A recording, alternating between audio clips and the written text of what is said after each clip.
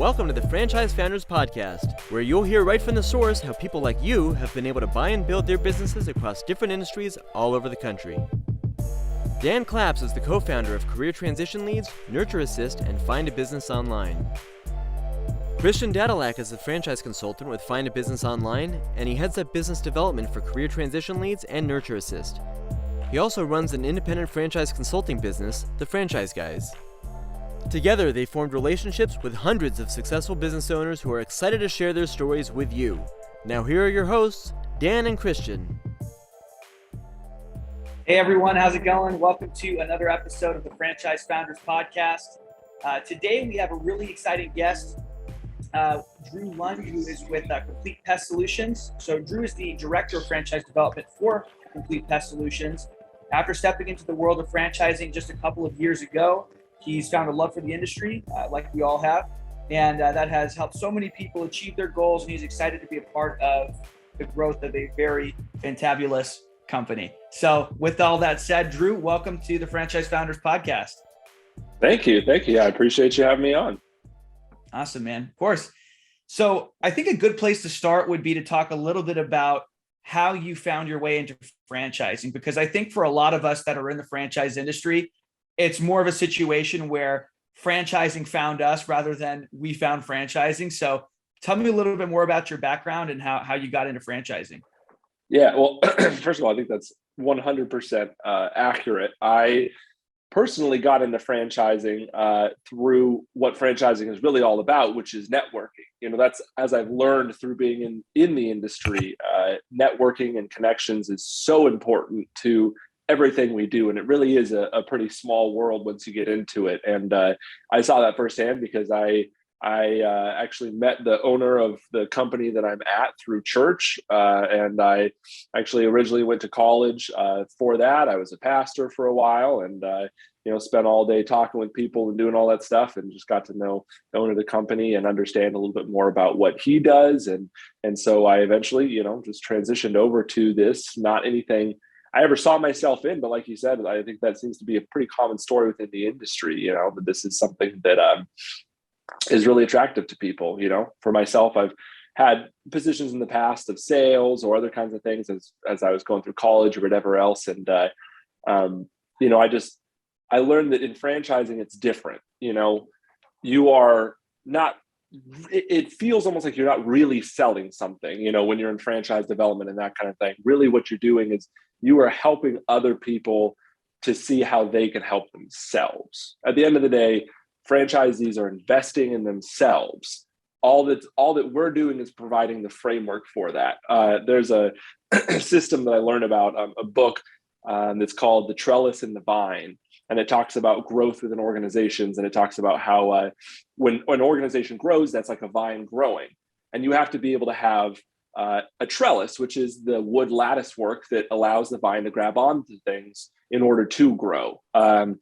And I think it's a really helpful analogy for how we want things to grow organically, but we also have to have structure in place. Otherwise, the growth is not sustainable. And that really is what we do in franchising is we're selling the trellis. We're giving people the opportunity to channel their own growth and their own skills and their own finances and their own potential and their own time into something that already exists and works. And that is just a different kind of arena that really appealed to me from the moment I stepped into it.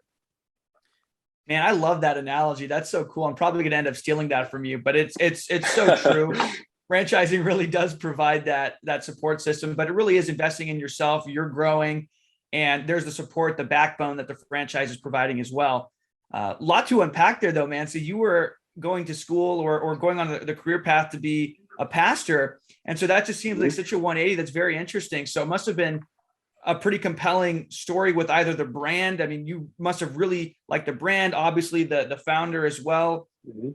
So what exactly was it that attracted you? Obviously the franchising industry, the franchise model. I think a lot of us that are listening understand that and the merits of the franchise model, but what specifically about the brand really drew you to want to get involved? That's a great question. Yeah, I mean, you're right. That is, my bachelor's degree is in biblical studies. So I went through and completed college with that intention and did that for several years. And, for me, it wasn't about the transition wasn't about what I was leaving. It was about what I was going towards. I'm actually still, my wife and I, with our 2 kids, we're still heavily involved in that same church, and we're still attending there, and I have all sorts of connections and friends and all that stuff, as is the owner. But really, it was about what I was going towards, what was next, what was on the horizon for me, and that's where I really realized that.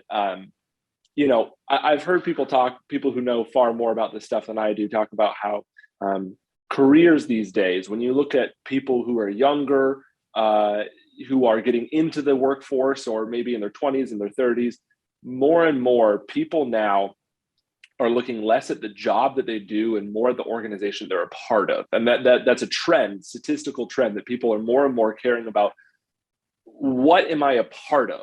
What is the system that I'm contributing to?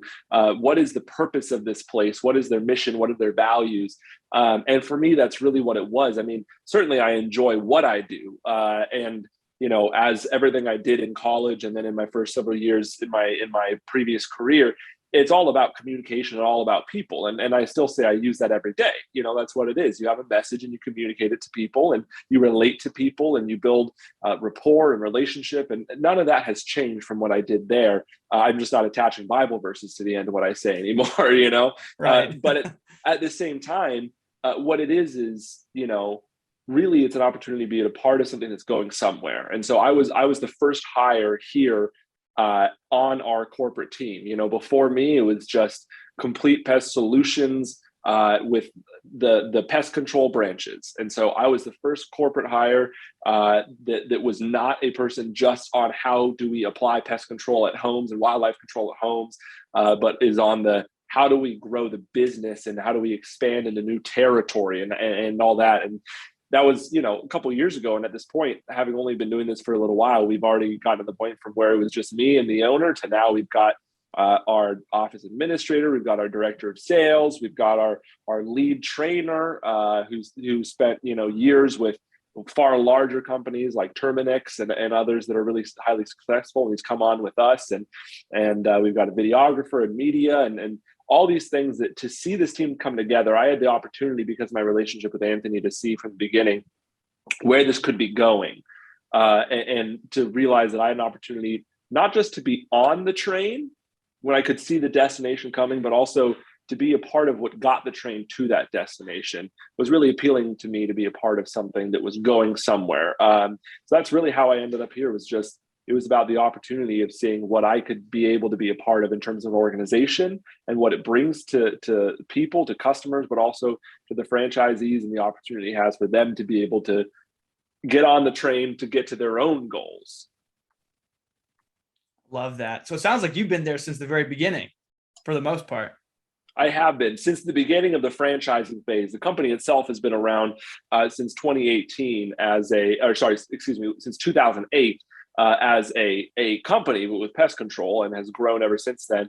And Anthony, our owner, he started it as a one-man show, but his experience in pest control went back a couple of decades before that, when he was managing his father's large and successful pest control company that was, had a couple dozen techs and whatever else was going on with that as well. So he transferred from that to doing his own thing. And so the company's been around longer than I have. But when it comes to franchising, I did come on board just before our first one started.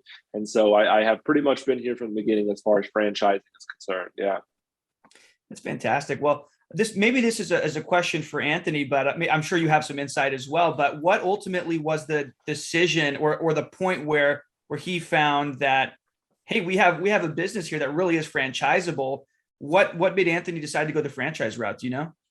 Yeah, I actually do. And as I mentioned, he and I were very good friends before I started to work with him, and so we've really had a chance to talk about these things over the years. And what I know about Anthony is he really there are two things he loves outside of business and what he does here in his personal life. It is his family, and it is other people and helping people. And I'm not just saying that. I'd say that if this wasn't recording. I mean, he is genuinely the most generous person I know. And so for him, he grew his company over a period of years.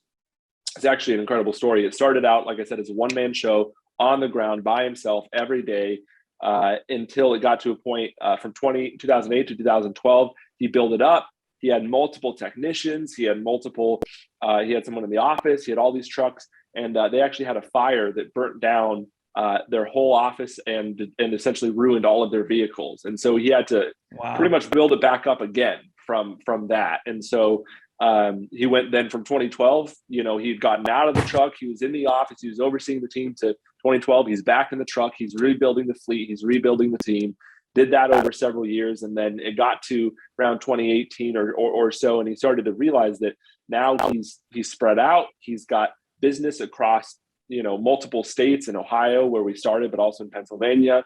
He's got, 3 locations in Canton, Ohio, and Youngstown, Ohio, and Pittsburgh, Pennsylvania, as well as some kind of tendrils going out from there. And he just realized that he would not be able to continue to grow his business and expand that footprint and be able to, bring that brand to other people more without sacrificing a lot of time with his family. And I know his kids, I know them well. A couple of them were actually in the ministry that I led as a pastor. And so he wanted to be able to remain in his kids' lives, still be able to take his son to baseball practice and go to his games and all those kinds of things while being able to grow his business. So that's one part of it. And the other part of it is he truly is such a generous person that he wants to be able to help people experience what he has, to go from working for somebody else in this other environment to then he's the one at the helm of the ship, holding on to the steering wheel. And that really it just changed his life, frankly, and the life of his family. And so he saw that he could do both of these things at once.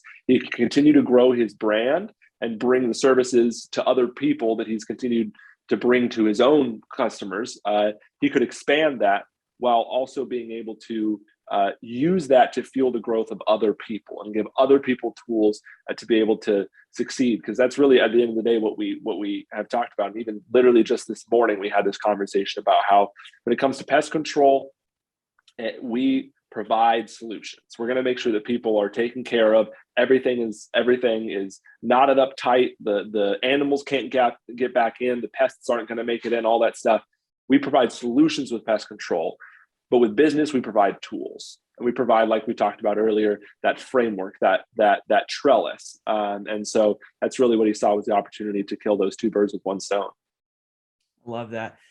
I'm always impressed with the resilience of the entrepreneur, the business owner. I mean, to have that fire take place and essentially have to start over again is frustrating. And I think for a lot of people, that's a point where they say, you know what, maybe this isn't the right fit for me. Maybe that's God telling me that this isn't the right fit, right? I should do something else. Right.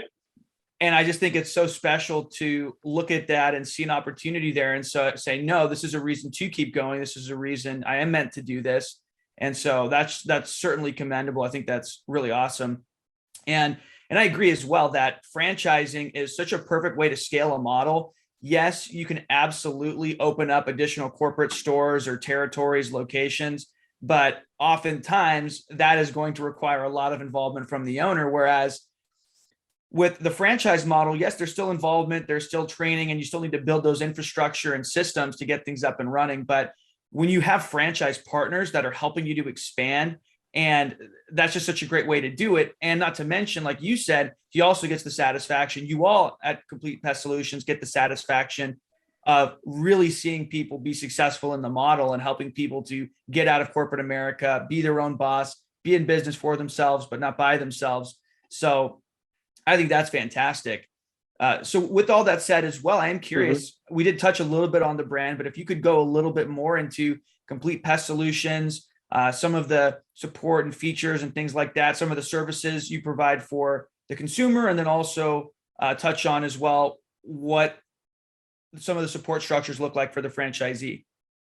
Yeah, absolutely. So we are, as we've alluded to already so far, and is pretty clear from the name, we're a pest control company. But really beyond that, this industry is one. Service industry in general is big right now. During lockdowns, pandemic, all these things, we all know that the businesses that struggled to stay open the most were things like restaurants and other kinds of businesses that have that kind of physical location. And the ones that stayed open the most tended to be the ones that are service oriented around essential services, and pest control pretty clearly is very essential, especially in the height of a pandemic when that is all about public health and safety.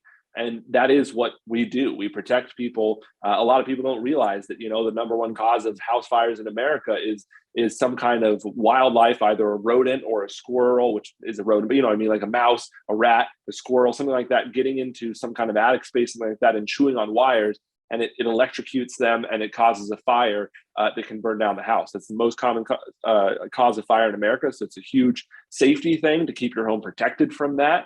As well as, not to mention, other kinds of health risks that come from, stinging insects for anybody, but especially those that have allergies, bed bugs and the health risks those carry, mosquitoes, whatever it may be. All of these things have their place in the ecosystem, but not in your home. And so that's where what we do is protect people. And so we stayed open. And not only did we stay open, we grew by 50% across the board from 2020 to 2021. In that period when so many businesses were struggling, we grew significantly and substantially and more than we ever had before that in a single year. And so that is, service businesses are huge right now. Pest control is huge right now. And within that industry, if you look at the market, if you look at what's available, who's franchising, if you don't look at the big names, right, your Orkins, your Terminixes, these companies that are billion-dollar companies that, if you want to franchise with them, it's going to cost you a bunch of money and they're going to tell you where to go because there's such little territory left. You're not going to get where you want. You're going to end up in the middle of nowhere, no family around, no friends around, all that kind of thing. And you're just going to have to start from scratch right there. Whereas with us, what we do is we provide a wide range of services. So again, if you look at the market that's not the big guys, you're going to see a whole heck of a lot of mosquito control companies right now. You'll see a handful of companies that do general pest control. And you'll see even less companies that do just wildlife control. What you're pretty much not going to find outside of those huge names that cost a bunch of money and have no territory availability is somebody who does all of those things under one roof, with one training process, with one name. And so that from day one, you can get those pest control customers, you can get those wildlife control customers, you can get those mosquito customers, you can on and on and on, where the more services you offer with that, the more opportunity that your phone is going to ring. And the more opportunity that when your phone rings that you can actually solve multiple problems of theirs. And so it's really common for us. We get a lot of wildlife calls because not many companies do it. We get out there, we take care of the raccoon that's in the attic. We do it humanely. We do it without touching the raccoon so we can get back out into the wilderness. And we close off the hole so the raccoon can't get back in. And then now we have the opportunity to present them with the ability that we have to protect them from also pests. And moving forward, so then we have the wildlife jobs that are the high ticket one-time jobs oftentimes, and then we can convert that into the long-term reoccurring lower ticket jobs of pest control that we can lock into reoccurring contracts and these kinds of things.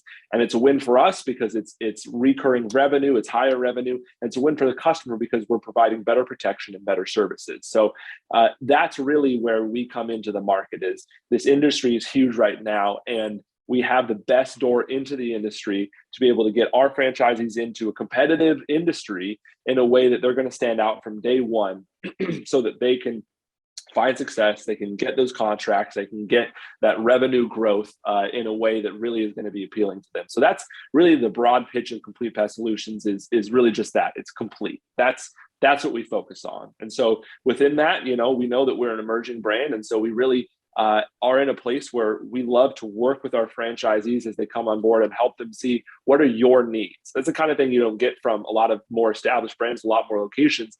The larger you get, inherently, you have to get more structured, more regimented, more specific about the guidelines and requirements. And there's a place for all of that, but there's also a place to say, look, what's your territory like?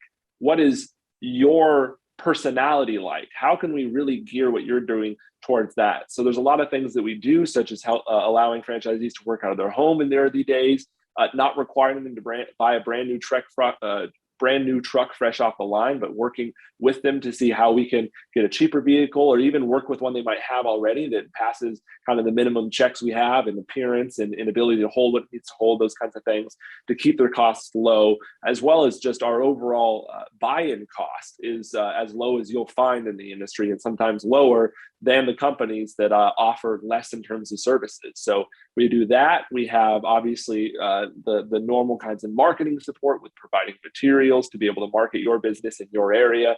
But something that we really capitalized on that I've actually had a lot of validation and confirmation from consultants in the industry who specialize in working with many brands and many franchisees.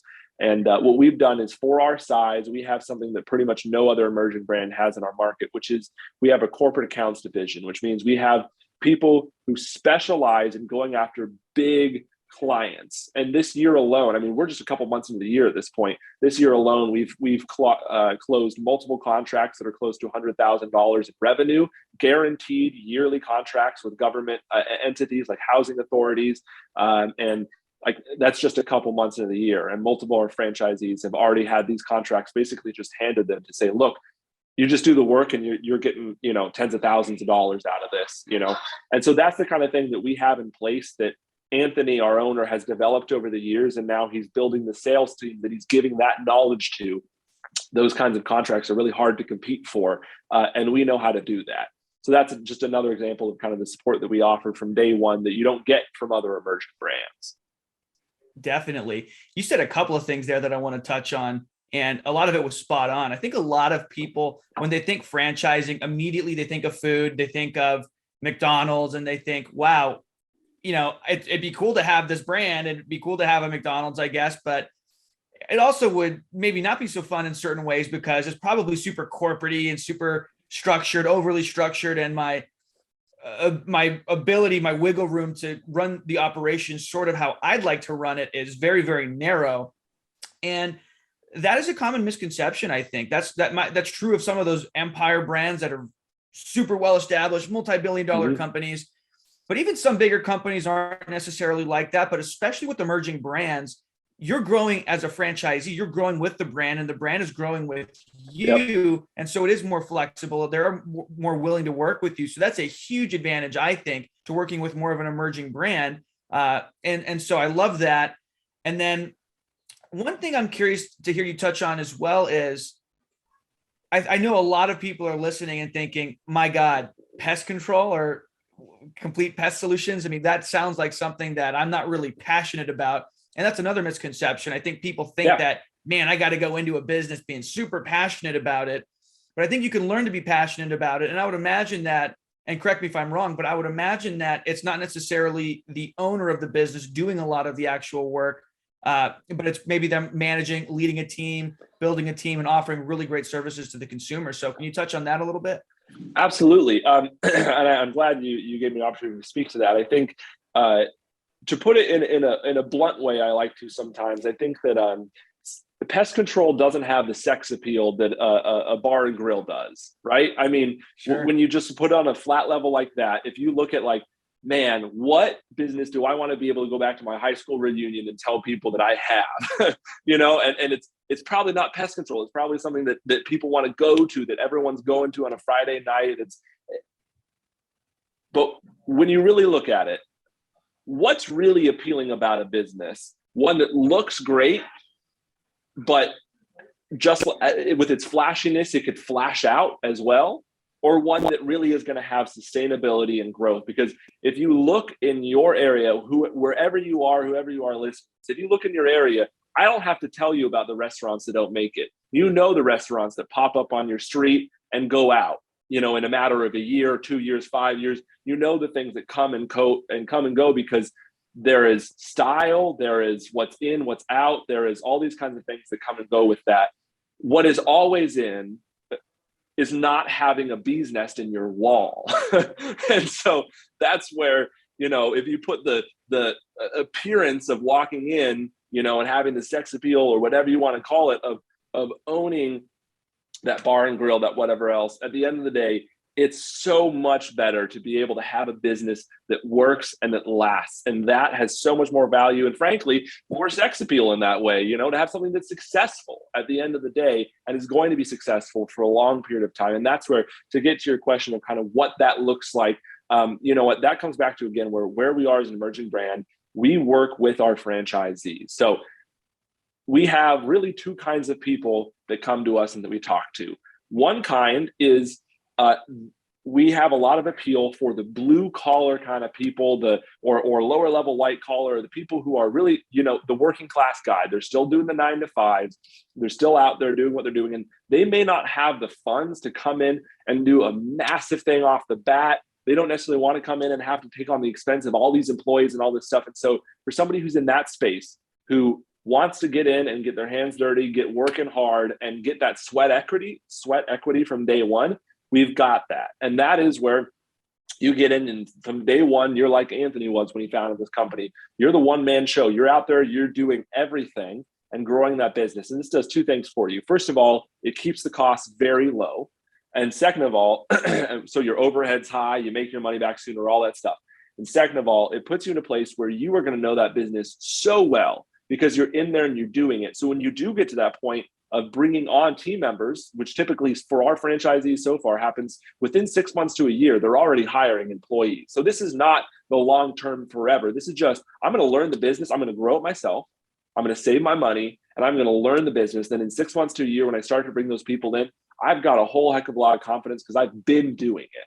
So that's option one. And in that option, I talk about 3 phases. We have phase 1 is the one-man show. It's phase 1 in the business, phase 1 in the franchise. Phase 2 is when you're growing your team, you're hiring people, you're adding on technicians, you're bringing in someone in the office to handle the scheduling, maybe even multiple eventually. And then your job transfers from doing the stuff to training and maintaining and holding accountability for those who are doing it. And then as that goes on, you transfer eventually into phase 3, where you now have the ability to be that semi-absentee franchisee. You've got your team in place. They know what they're doing. You check in with them. You make sure it's running. You put out the fires when you need to. But for the most part, the system runs itself. And we have that model because there are a lot of people who want to franchise and they want that goal of being semi-absentee. They want that goal of being able to step back and have something that works and runs itself with little input from them. And so we've created a roadmap for that for the people who don't have the funds to be able to come in and start from day one with that semi-absentee model. Now that said, like I said, we work with our franchisees. And so we've got the other side of it. That's the side where you're coming in and you have a team as you come in. Now that might be a team of 1. You might be somebody who may be your husband and wife, or maybe you are the owner operator, but then you've got this other person who's on board with you, and you can come in and you say, okay, from day one, I'm going to be in the office. So I'm going to be the one doing the scheduling. I'm going to be the one who's, when I'm not on the phone with a customer, because in the early days, that's going to be more time than that, I'm going to be making phone calls out. I'm going to be calling the restaurants. I might be driving around, stopping by places. So I'm going to focus on sales. I'm going to make the connections to my community. I'm going to get the name out there. I'm going to find the people who need what we offer. In the meantime, I've got that other person who's out there who's servicing. And when they have that extra time in their schedule, when our schedules are light, he services a house, then he goes, knocks on the house to the other side, knocks on the house to the other side. So he's out there selling door to door while he's servicing the contracts that we're getting as we go. So that's another model there. And then the other one is really just the true semi-absentee from day one. And that's where we allow you to designate an owner, or you designate an operator from day one. And that person goes through the training.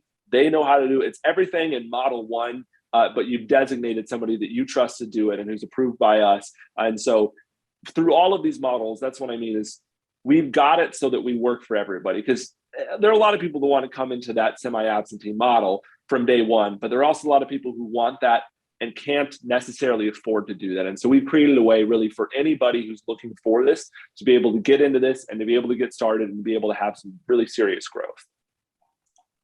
Absolutely. I love that. And it's from what I heard, it sounds like it's an essential business. It is a need, especially given the global pandemic. And even though hopefully it's phasing out right now, but people are more health conscious. They want to make sure that disease isn't being spread. Fires are not being caused, which I never knew that was the number one issue. Absolutely. Fire. That blows my mind. And flexible investment options. It sounds like a low initial investment with semi-absentee potential, government contract opportunities and other business to business type contracts, which I think is huge, that you have an in-house team helping to secure.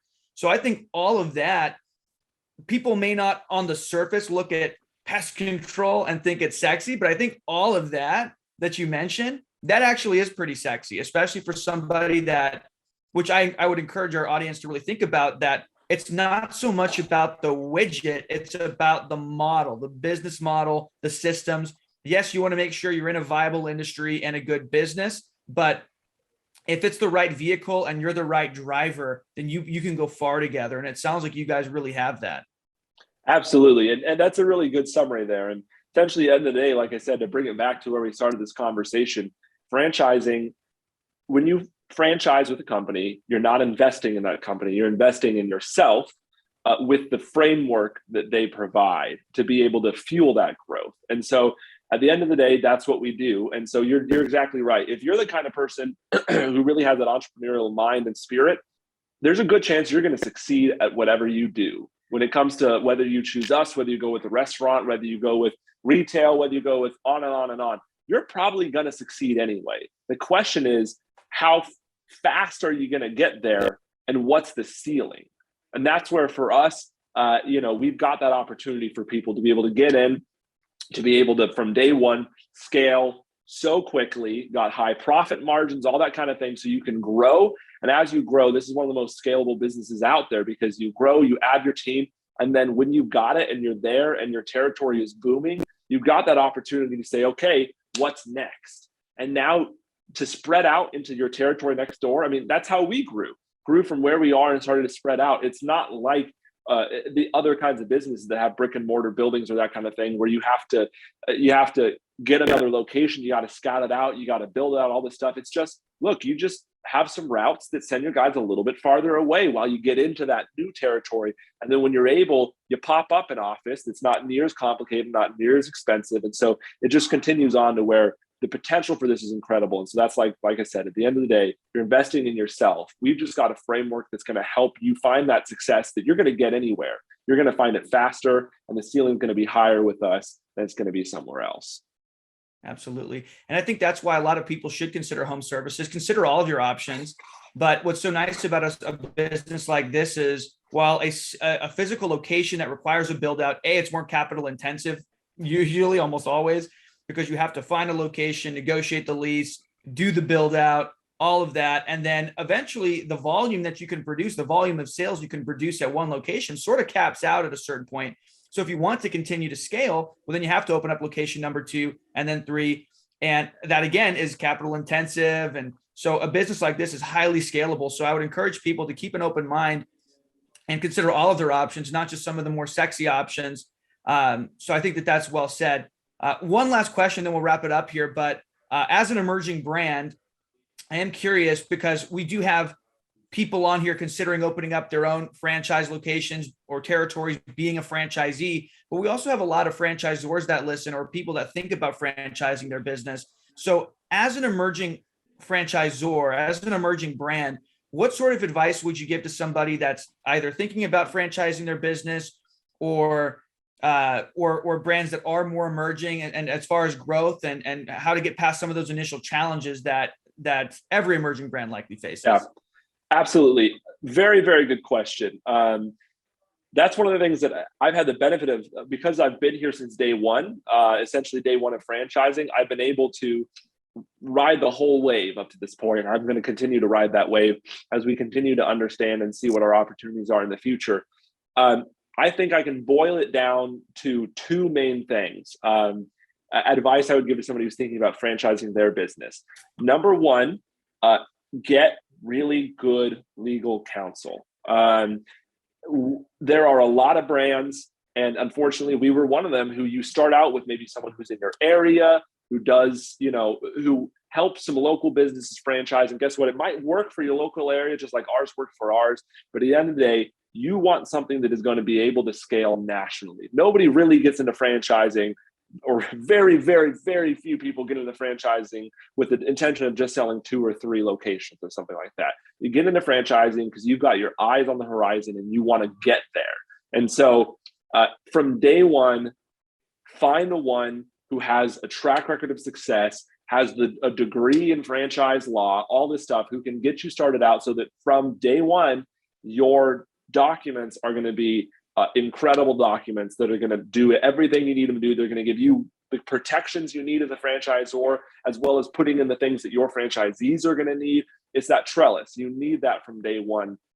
And we have that now.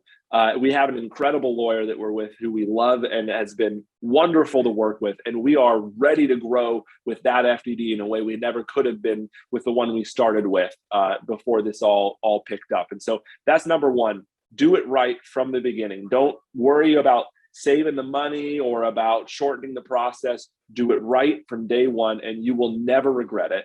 And then number two is network. I have only in the last few months really started my own personal journey of networking within the industry, because before then our focus was really getting the guys and gal we have starting out, getting them situated, making sure that they're finding success. That was the focus. The last couple months, I've really been making an intentional effort to network within the industry. I have learned more in the last 3 months about franchising and this system than I did in probably, the year and a half before that, because there's just so many people out there that are so incredible to speak with, to work with. And that's the idea, right? What franchising is you are telling people, franchisees, that you don't have to reinvent the wheel. Just come on this one and you'll find success. And that's what you have the opportunity to do within the franchising industry. There are so many incredible people, incredible resources that you don't have to reinvent the wheel either as you get into it when it comes to the franchising angle, because it is like a new business. You can run your pest control well, your whatever else well, but it's a different ballgame when you get into franchising. It has different laws, it has different ground rules, different expectations. And so I'd say as soon as you're even thinking about it, find networks to be a part of, find people to talk to that you can learn from, that you can bounce ideas off with. Make sure some of them are farther along than you in franchising. Make sure some of them are right in the same stage as you, so you can go together, and make sure a lot of them are not franchisors, people like franchise consultants, people like lawyers who work with all sorts of people, whoever it may be. Connect with people who are in the industry and who you can learn from. Absolutely. Well, I think that's a great place to leave it. Obviously, if anybody needs any help with connections to a lot of those different resources, friends of the Franchise Founders podcast, we can connect you with them. In future episodes, we likely will have some franchise attorneys on as well to discuss exactly what Drew just talked about, which is absolutely critical and important. Don't be a penny wise, but a dollar foolish. Don't step over dollars to get to dimes. It's important to invest into proper franchise counsel.